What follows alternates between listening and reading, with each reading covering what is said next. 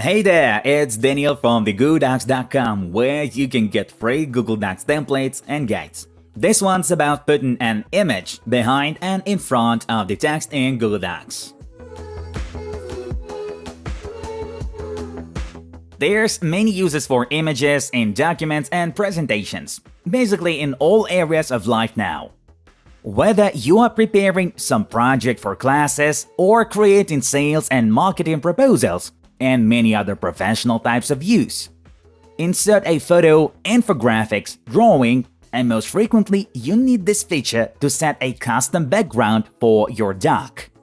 To put an accent on some particular part of text or accentuate on the image itself. Now we will put the image behind text in Google Docs and then in front of it additionally.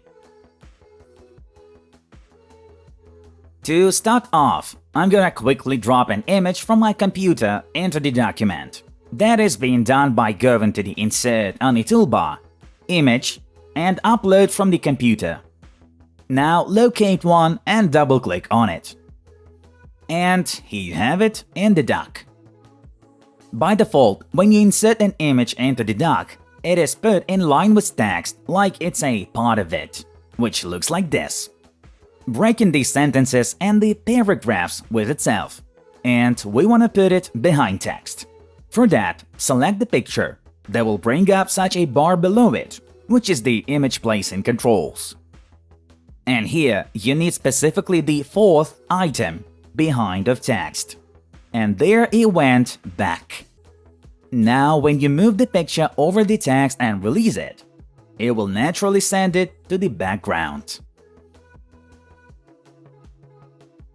Yet, except for putting the image behind the text, we have plenty of other options, like putting an image in front of the text, which you will certainly make use of. So, make sure the picture is selected, and then on the controls bar below the image, click on the last but one icon.